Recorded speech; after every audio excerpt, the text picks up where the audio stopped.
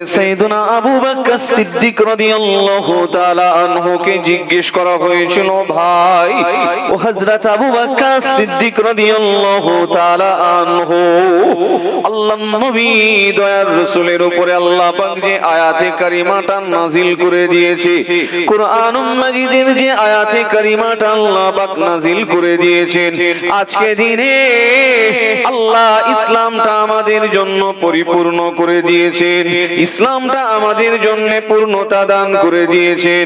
হযরত আবু বকর, এটা তো আমাদের জন্য বড় খুশির, বড় আনন্দের। হুজুর, আমরা সবাই এই আয়াতে কারিমা নাজিল হওয়ার পরে আমরা আনন্দিত, আমরা বড় খুশি, কিন্তু আপনাকে লক্ষ্য করে দেখা যায় আপনি রুনাজারি করছেন, আপনি ক্রন্দন করছেন, আপনি মনটা মলিন করে রয়েছেন। হুজুর, আপনার মনটা মলিন করে থাকার পিছনে রহস্যটা কি জানতে পারি? হযরত সাইয়েদুনা আবু বকর সিদ্দিক রাদিয়াল্লাহু তাআলা আনহু আশিকে রাসূল ওই দিনে সাহাবায়ে কেরামদের লক্ষ্য করে বলেছিলেন, ও আল্লাহর নবীর সহচর, ও আল্লাহর নবীর অনুচরেরা, তোমরা জানো না আমি আবু বকর, আমার মনের মধ্যে ভয় হচ্ছে, আমার মনের মধ্যে একটা ডর হচ্ছে, আল্লাহর নবী দয়ার রাসূল আর আমাদের মধ্যে থাকবেন না। আল্লাহ পাক তার নবীকে নবুয়তের দায়িত্ব দিয়ে প্রেরণ করেছেন। আল্লাহ নবীকে আল্লাহ পাক কালামুল্লাহ শরীফের অভিধান শ্রেষ্ঠত্বের মর্যাদা দান করে দিয়েছেন। এই কোরআনুল কারীমের আয়াতে কারিমার মধ্যে আল্লাহ পাক ইসলামটাকে কমপ্লিট করে দিয়েছেন, ইসলাম ধর্মটাকে পূর্ণতা দান করে দিয়েছেন। এই কথার দ্বারা এটা প্রমাণিত, আল্লাহ নবী যে দায়িত্ব নিয়ে আমাদের মধ্যে আল্লাহ রাসূলকে পাঠিয়েছিলেন, আল্লাহর হাবিবকে আল্লাহ পাক যে দায়িত্ব দিয়ে আমাদের মধ্যে পাঠিয়েছিলেন, আল্লাহ নবী দয়ার রাসূল আর আমাদের মধ্যে বেশি দিন থাকবেন না। সাহাবায়ে কেরামদের অন্য অন্য জনদের মধ্যে চিন্তা দেখেন, সবাই আনন্দিত যে আজকে দিন ইসলাম পরিপূর্ণ হয়েছে। আল ইয়াউমা আকমালতু লাকুম দীনাকুম ওয়া আতমামতু আলাইকুম নি'মাতি ওয়া রাদিতু লাকুমুল ইসলাম দীনা।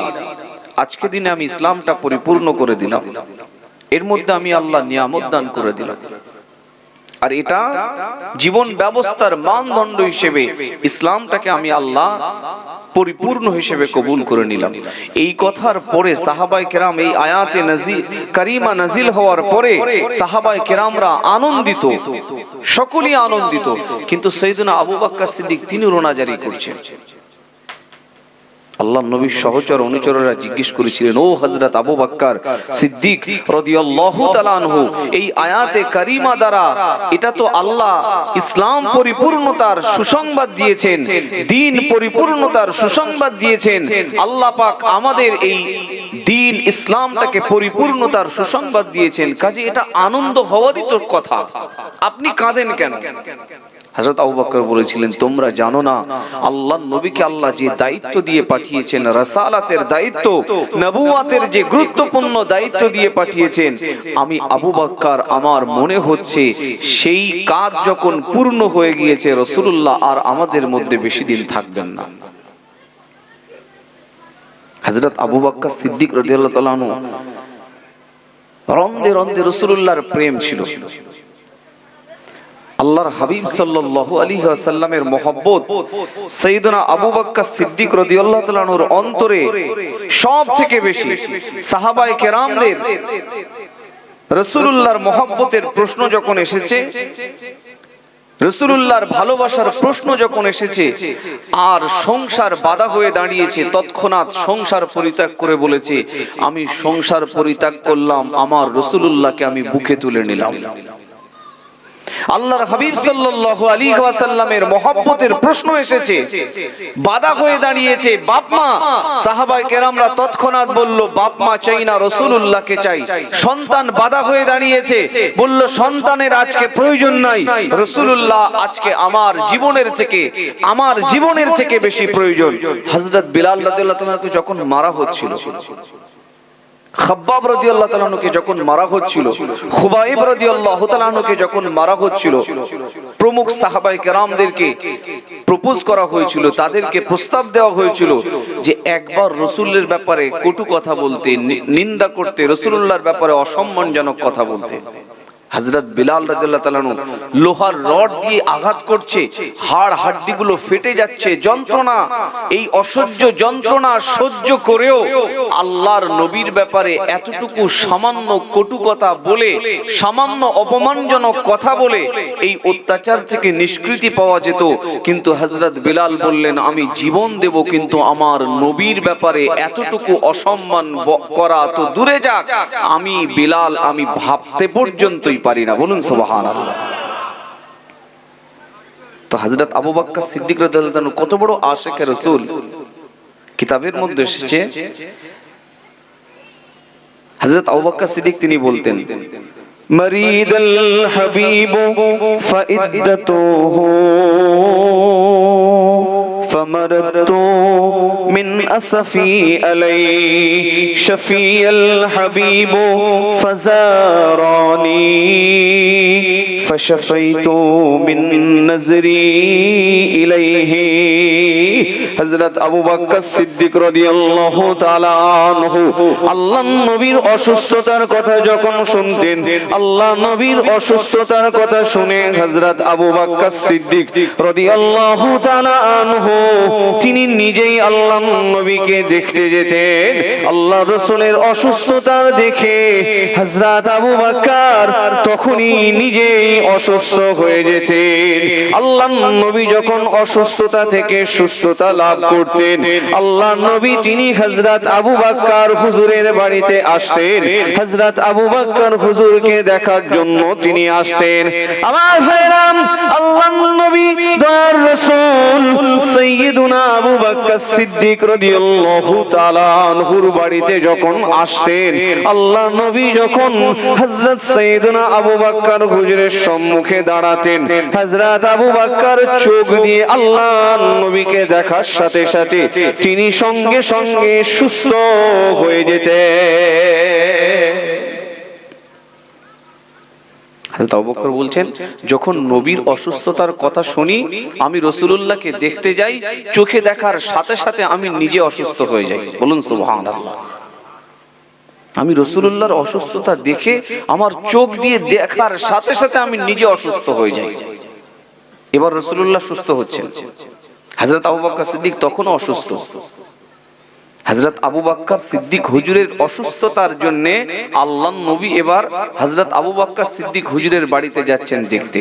হযরত আবু বকর সিদ্দিক হুজুরের সম্মুখে রাসূলুল্লাহ তিনি চোখ দিয়ে দেখার সাথে সাথে রোগ থেকে সুস্থ হয়ে যেতেন।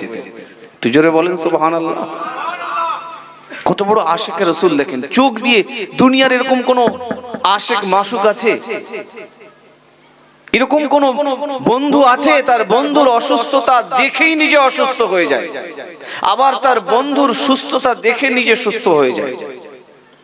দেখেন সাহাবায়ে কেরামদের নবী প্রেম দেখেন।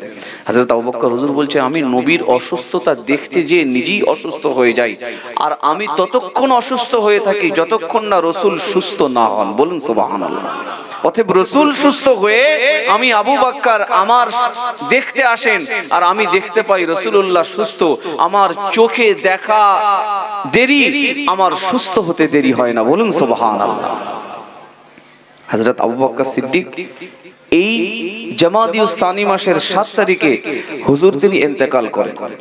তো হুজুর যখন অসুস্থ, আল্লাহর হাবিবের সাহাবায়ে কেরামরা হযরত সাইয়্যিদনা আবু বকর সিদ্দিক রাদিয়াল্লাহু তাআলা আনহুর কাছে গিয়ে বলছেন, হুজুর আপনি তো অসুস্থ, তো আপনার রোগের সুস্থতার জন্য আমরা একটু চিকিৎসক ডাকি, আপনার সুস্থ হওয়ার প্রয়োজন। হযরত আবু বকর সিদ্দিক বলেছিলেন, فقال قد نظر الله إلي, নিশ্চয়ই আমি আবু বকর, আমি আবু বকরকে আল্লাহ নিশ্চয়ই দেখছেন। আল্লাহ পাক তিনি কালামুল্লাহ শরীফের মধ্যে ঘোষণা দিয়েছেন, ইন্নী ফাইলুল লিমা উরিদ, আমি আল্লাহ যেটা ইচ্ছা সেটাই করি, আমার ইচ্ছার বাধা দেওয়া কারোর শক্তি নেই। আমি আল্লাহ আমার সিদ্ধান্ত প্রতিহত করা কারোর ক্ষমতা নেই। আল্লাহ আল্লাহর নবী সাহাবা হযরত আবু বকর সিদ্দিক রাদিয়াল্লাহু তাআলা আনহু আল্লাহর নবীর সহচর অনুচরদেরকে লক্ষ্য করে বলেছিল কদ নাযারাল্লাহু ইলাইয়া। আল্লাহর নবীর সহচরেরা, আল্লাহর নবীর অনুচরেরা, আমি আবু বকরকে আল্লাহ পাক তিনি দেখছেন, আর আল্লাহ পাক তিনি বলেছেন ইন্নী ফাইলুল লিমা উরিদ, নিশ্চয়ই আমি আল্লাহ যেটা চাই সেটাই করি। আমি আবু বকর আমার অসুস্থতা, আমার এই রোগের অবস্থায় আল্লাহ পাক তিনি আমাকে দেখছেন, আর আল্লাহ এই অবস্থায় আমার অসুস্থতাটাকে পছন্দ করে নিয়েছেন। এই জন্য আমি আবু বকর এই অবস্থাটা, এই হালাতটা, এই অসুস্থতা আমি আবু বকর আমি মেনে নিলাম। আমার জন্য চিকিৎসক ডাকার প্রয়োজন নেই, আল্লাহ তো আমাকে দেখছেন, তিনি সামিউম বাসীর। আল্লাহ সর্বত্র দেখেন, সবকিছু দেখেন। গভীর অমাবস্যার রজনীতে ঘন জঙ্গলের মধ্যে কালো পাথরের উপরে ছোট এক পিপীলিকা যখন বিচরণ করে, ওই পিপীলিকার বিচরণ পদধ্বনি, তার পায়ের শব্দ, যা আমরা কখনোই অনুভব করতে পারি না। সামিউম বাসীর আল্লাহ ওই অমাবস্যার অন্ধকার রাতে কালো জঙ্গলের ছোট পিপীলিকার পায়ের শব্দ শোনেন এবং তার প্রত্যেকটি গতিবিধি আল্লাহ রাব্বুল আলামিন দেখে থাকেন। সেই সামিউম বাসীর আল্লাহ তিনি আমাকে দেখছেন। আর আল্লাহ পাক তিনি বলেছেন, আল্লাহ রাব্বুল আলামিন বলেছেন ইন্নী ফাইলুল লিমা উরিদ, আমি আল্লাহ যেটা চাই সেটাই করি। আল্লাহর ইচ্ছায় বাধা দেওয়ার কারো শক্তি আছে? বৃষ্টি হবে, পৃথিবীর কোন টেকনোলজি আছে বৃষ্টিটাকে এখান থেকে এই জায়গায় বৃষ্টি হবে এখান থেকে সরিয়ে অন্যত্র দিয়ে দেওয়া? নেই। দেখেন আল্লাহর বিধানটাকে যে এটাই যে চূড়ান্ত। আমি আর একটা দৃষ্টান্ত দিচ্ছি। এই আধুনিক যুগে, জ্ঞান বিজ্ঞানের যুগে, অগ্রগতির যুগে আপনারা দেখবেন চিকিৎসা বিজ্ঞানের অনেক ডেভেলপ হয়েছে। আজ থেকে 100 বছর আগে একটা মানুষের চোখের অপারেশন হবে, এটা হয়তো মানুষ জানতোই না। একটা মানুষের হার্ট অপারেশন হবে, হার্টের মধ্যে পেসমেকার মেশিন বসানো হবে, হার্টের ভালভগুলো আবার রিপ্লেসমেন্ট করে দেওয়া হবে, মানুষের কিডনির অপারেশন হবে, লিভারের অপারেশন হবে, বিভিন্ন শরীরের অঙ্গ প্রত্যঙ্গের গুরুত্বপূর্ণ জটিল থেকে জটিল অপারেশন হবে, তার চিকিৎসা হবে। হয়তো অতীতের মানুষ তারা কখনো কল্পনাই করেনি, কিন্তু আজকে চিকিৎসা বিজ্ঞান এত ডেভেলপ হয়েছে যে আজকের দিনে মানুষের উন্নত চিকিৎসা হচ্ছে।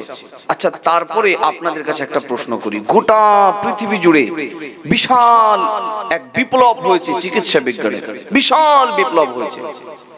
একজন মানুষের অঙ্গ প্রতিস্থাপন করা হচ্ছে, আর একজন মানুষের শরীরে দেওয়া হচ্ছে। একজনের কিডনি নিয়ে আর একজনের শরীরে বসানো হচ্ছে। এটা মানুষ আগে কল্পনাই করতে পারেনি যেগুলো সম্ভব। একজনের শরীরের দেহ থেকে রক্ত নিয়ে আর একজনের দেহের মধ্যে রক্ত দেওয়া, এটা তো আগের যুগের মানুষ কল্পনাই করতে পারেনি। আজকের এত বিপ্লব হয়েছে চিকিৎসা বিজ্ঞানের। আজকের দিনে গোটা পৃথিবী জুড়ে পৃথিবীর যত আধুনিক দেশ আছে, পৃথিবীর যত আধুনিক অগ্রগতিপূর্ণ দেশ আছে, যারা এই পৃথিবীর মধ্যে শীর্ষস্থান দখল করে রেখেছে, এরকম পৃথিবীর মধ্যে আপনি খুঁজে দেখুন তো কোথাও এমন কোন টেকনোলজি, এমন কোন যন্ত্র, এমন কোন মেশিন, এমন কোন ডিভাইস আবিষ্কার করতে পেরেছে যে মেশিনের দ্বারা একজন মানুষের মৃত্যু তাকে ঠেকিয়ে দিতে পারবে? পেরেছে? পারেনি। আল্লাহ কোরআনের মধ্যে বলেছে। এবার দেখুন কোরআন কি বলেছে, কুল্লু নাফসিন যায়কাতুল মাউত। ১৫০০ বছর আগে নবী আরবি সাল্লাল্লাহু আলাইহি ওয়াসাল্লাম যে রাসূলুল্লাহর যুগে এই আধুনিক চিকিৎসার এই এত ডেভেলপ, এই প্রক্রিয়ায়, এই পদ্ধতিতে মানুষের কোনো চিকিৎসার ব্যবস্থাই ছিল না। ১৫০০ বছর আগে রাসূলুল্লাহ সাল্লাল্লাহু আলাইহি ওয়াসাল্লাম তিনি ১৫০০ বছর আগে তার উপরে আল্লাহ কোরআনে কারীম নাজিল করে দিয়েছেন, কুল্লু নাফসিন যায়কাতুল মাউত, প্রত্যেকটি প্রাণী মরণশীল। দেখেন গোটা পৃথিবীর গবেষক, গোটা পৃথিবীর চিকিৎসা বিজ্ঞানের উপরে আল্লাহর একটি চ্যালেঞ্জ, আল্লাহর এই সিদ্ধান্তকে প্রতিহত করা। পৃথিবীর গোটা আধুনিক সভ্য দেশের এই পৃথিবীর ডাক্তাররা মিলেও যদি চেষ্টা করে, একটা মানুষ তো দূরে যাক, একটা কুকুরকেও জীবিত করে রাখতে পারবে না, অসম্ভব। পৃথিবীতে যারা বিভিন্ন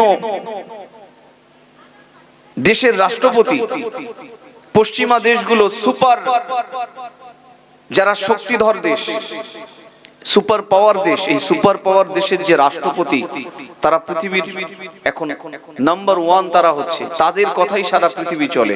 এরকম পৃথিবীর কোন রাষ্ট্রপতিকে দেখেছেন যে তার তো অর্থের কোনো অভাব নেই, অর্থের কোনো অভাব নেই? এরকম একজন রাষ্ট্রপতি আজ থেকে 100 বছর আগে ছিল, সে আজও আছে? আছে?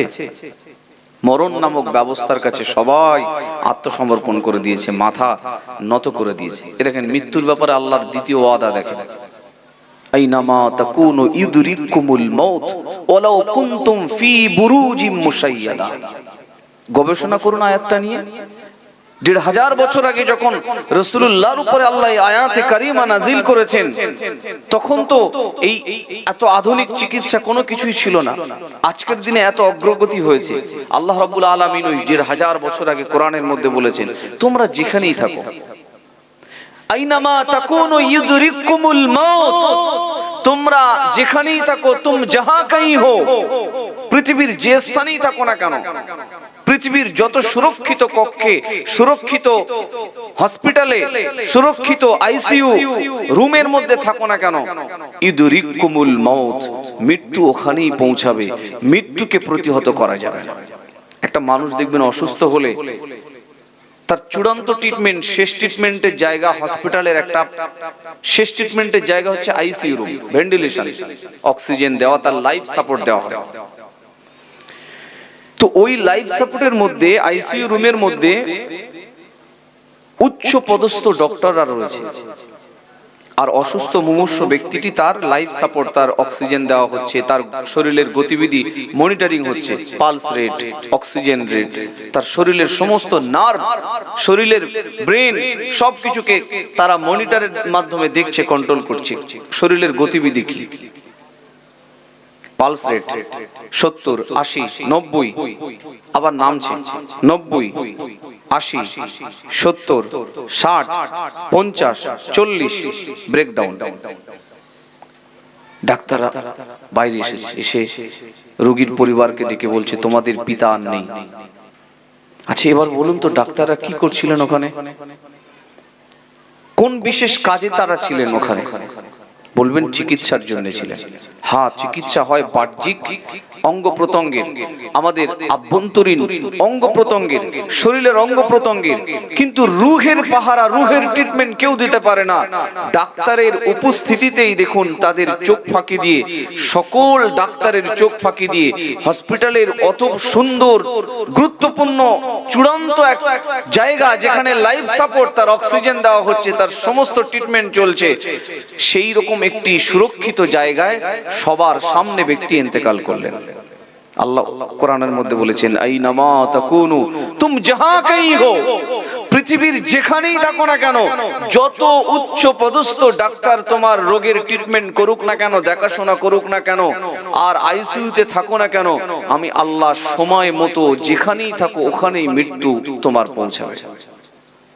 দেখেন তৃতীয় আয়াত বলছে মৃত্যুর ব্যাপারে।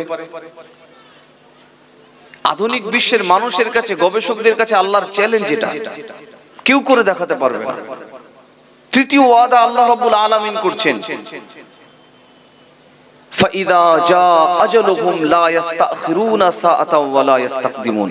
এবার দেখেন মানুষের মৃত্যুর সময় এসেছে।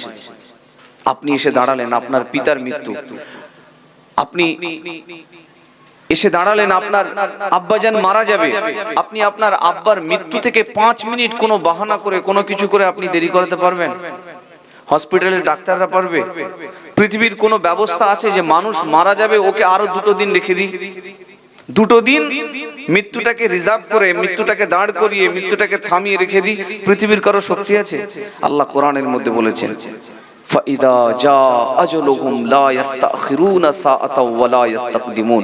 মৃত্যুর যে চূড়ান্ত সময়, ওই সময়ের একটা সেকেন্ড স্টে করানো, দেরি করানো পৃথিবীর কারো কম্য নয়।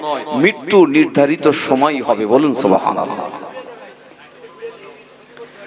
আল্লাহ রাব্বুল আলামিন ওয়াদা দেখেন, আধুনিক বিশ্বের সমস্ত ডাক্তার গবেষকদের কাছে আল্লাহর চ্যালেঞ্জ, পৃথিবীতে কেউ কখনো মৃত্যু নামক ব্যবস্থাকে আল্লাহ ঠেকাতে পারেনি। মৃত্যু নামক ব্যবস্থাকে কেউ বিকল্পভাবে মানুষকে দীর্ঘায়ু করা, দীর্ঘজীবী করা, পৃথিবীর কোনো চিকিৎসা, কোনো মেশিন, কোনো ডিভাইস আবিষ্কার হয়নি। সে আল্লাহ রাব্বুল আলামিন, তিনি বলছেন আল্লাহ যেটা চান সেটাই করেন। হযরত আবু বকর সিদ্দিক বলছেন, সবাইকে উত্তর দিয়ে বলছেন যে আল্লাহ যেটা চান সেটা করেন, ওটার বাধা কেউ দিতে পারে না। হযরত আবু বকর সিদ্দিক রাদিয়াল্লাহু তাআলা আল্লাহর প্রতি কি দৃঢ় বিশ্বাস দেখেন। আল্লাহ আমাকে দেখছেন আর আল্লাহ বলেছেন আমি যেটা চাই আমি ওটাই করি। অথবা আমি আবু বকর আল্লাহর সিদ্ধান্তকে নতমস্তকে, বিনা কোশ্চেনে, বিনা প্রশ্নে, বিনা সওয়ালে, বিনা কোন কথাতে আমি আল্লাহর এই অবস্থা, আল্লাহ আমার প্রতি যে পরীক্ষা নিয়েছেন, আমাকে অসুস্থতা দিয়েছেন, রোগ দিয়েছেন, এটা আমি মেনে নিলাম। এটা আমি আল্লাহর সিদ্ধান্তকে আমি মেনে নিলাম, বলুন সুবহানাল্লাহ। হযরত আবু বকর সিদ্দিকের ঈমান দেখেন। সাইয়েদনা আবু বকর সিদ্দিক রাদিয়াল্লাহু তাআলা আনহু যে ঈমানের কলেমা পড়েছেন, আমি আপনিও তো সেই ঈমানের কলেমা পড়েছি। হযরত আবু বকর সিদ্দিক রাদিয়াল্লাহু তাআলা আনহু যে ঈমানের কলেমা পড়েছেন, আমি আপনিও সেই কলেমা পড়েছি। সাইয়েদনা আবু বকর সিদ্দিক রাদিয়াল্লাহু তাআলা আনহু কুরআন, যে কুরআন পড়েছে, আমি আপনি সেই কুরআন পড়ছি। সাইয়েদনা আবু বকর সিদ্দিক রাদিয়াল্লাহু তাআলা আনহু যে হাদিস শরীফ পড়েছেন, আমি আপনি সেই হাদিস পড়ছি। তাদের ঈমানের মধ্যে আর আমাদের ঈমানের মধ্যে কতখানি পার্থক্য। পয়গম্বর আলাইহিমুস সালামরা আল্লাহ রাব্বুল আলামিনের তৌহিদের বাণী প্রচার করেছেন। সকল নবী রাসূল আলাদা আলাদা যুগে, আলাদা আলাদা সময়ে এসেছেন বটে, কিন্তু সবাই দাওয়াত দিয়েছেন একটা কলেমারে। আপনি দেখুন, আদম নবী কলেমার দাওয়াত দিতেন, লা ইলাহা ইল্লাল্লাহ আদমু সফিউল্লাহ। হযরত ইব্রাহিম খলিলুল্লাহ কলেমার দাওয়াত দিতেন এইভাবে, লা ইলাহা ইল্লাল্লাহ ইব্রাহিমু খলিলুল্লাহ। হযরত ইসমাঈল জবিহুল্লাহ কলেমার দাওয়াত দিতেন এইভাবে, লা ইলাহা ইল্লাল্লাহ ইসমাঈল জবিহুল্লাহ। হযরত মুসা কালিমুল্লাহ কলেমার দাওয়াত দিতেন এইভাবে, লা ইলাহা ইল্লাল্লাহ মুসা কালিমুল্লাহ। হযরত পয়গম্বর ঈসা আলাইহিস সালাম দাওয়াত দিতেন এভাবে, লা ইলাহা ইল্লাল্লাহ ঈসা রূহুল্লাহ। সকল নবী রাসূল, সকল আল্লাহর পয়গম্বর আলাইহিমুস সালামেরা এক আল্লাহর ওয়াহদানিয়াতের বাণী প্রচার করেছেন, কলেমা শরীফের প্রচার করেছেন, আল্লাহ পাকের একাত্মবাদের ঘোষণা দিয়েছেন।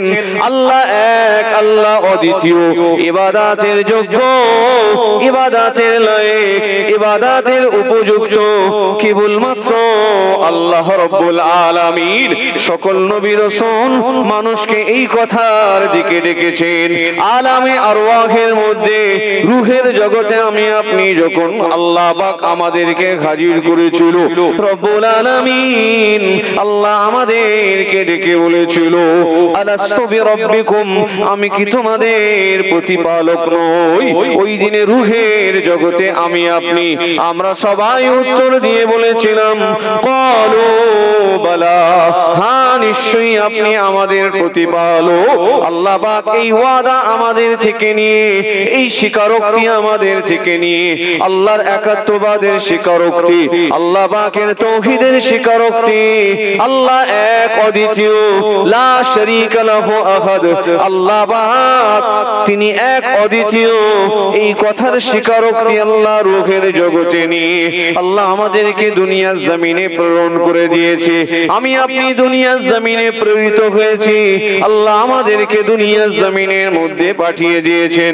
দুনিয়া জমিনে আমি আপনি এসেছি, আল্লাহ পাক আমাদেরকে কাজ দিলেন, দায়িত্ব দিলেন। ওমা খালাকতুল জিন্না ওয়াল ইনসা ইল্লা লিয়াবুদুন। বান্দা আমি আল্লাহ আমার ইবাদত বন্দেগী করবি, বান্দা আমি আল্লাহ আমার বিধান মেনে চলবি, বান্দারে আমি আল্লাহ আমার আনুগত্য করবি। আল্লাহ পাক তার বিনিময়ে আমাদেরকে রাজত্ব দিয়েছেন, দুনিয়ার সুলতানাত দিয়েছেন, দুনিয়ার বাদশাহী দান করে দিয়েছেন। রব্বুল আলামিন আল্লাহ তাআলা আমাদের মধ্যে বিশেষ বিশেষ সম্মান, বিশেষ বিশেষ মর্যাদা এক একজনকে দান করে দিয়েছেন। এত নিয়ামত দিয়েছেন, অফুরন্ত নিয়ামত দিয়েছেন। আর আল্লাহ আমাদের থেকে একটা কাজ দাবি করেছেন, একটা বিষয় দাবি করেছেন, ইল্লা লিয়াবুদুন। বান্দা আমি দিয়েছি অপরন্ত, তোমাদের থেকে চেয়েছি একটাই, আমার ইবাদত করো, আমার বান্দেগী করো। তার বিনিময় আল্লাহ দিয়েছেন অসংখ্য অগণিত। তাহলে রূহের জগতে আমরা কিন্তু আল্লাহকে এক বলে স্বীকার করে দুনিয়াতে এসেছি।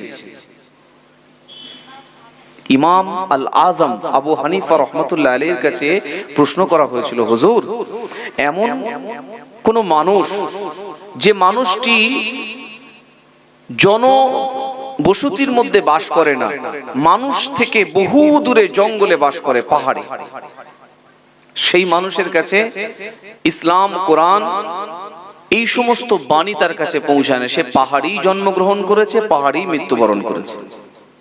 এই ব্যক্তির ব্যাপারে কিয়ামতের মাঠে আল্লাহ পাক বিচার করবেন, আল্লাহর রায় কি হবে?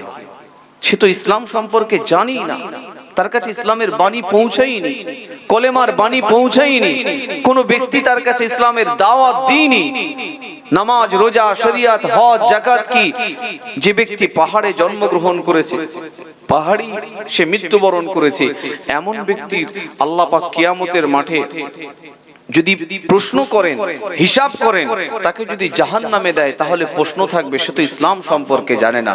আর যদি তাকে জান্নাতে দেওয়া হয় তাহলে প্রশ্ন থাকবে সে তো ইবাদতই করেনি, তাহলে জান্নাতে যাবে কিভাবে?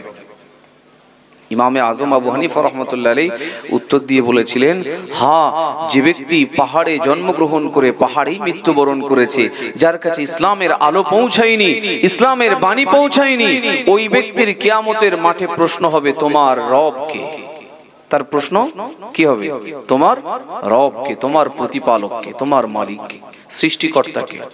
তার উত্তর যদি হয় আল্লাহ, তাহলে ওখানেই তার প্রশ্ন উত্তরের পর্ব শেষ হবে, আল্লাহ তাকে জান্নাত দেবেন। বলুন সুবহানাল্লাহ। এবার প্রশ্ন করবেন সে এই আল্লাহ শব্দের উত্তরটাই দেবে কিভাবে?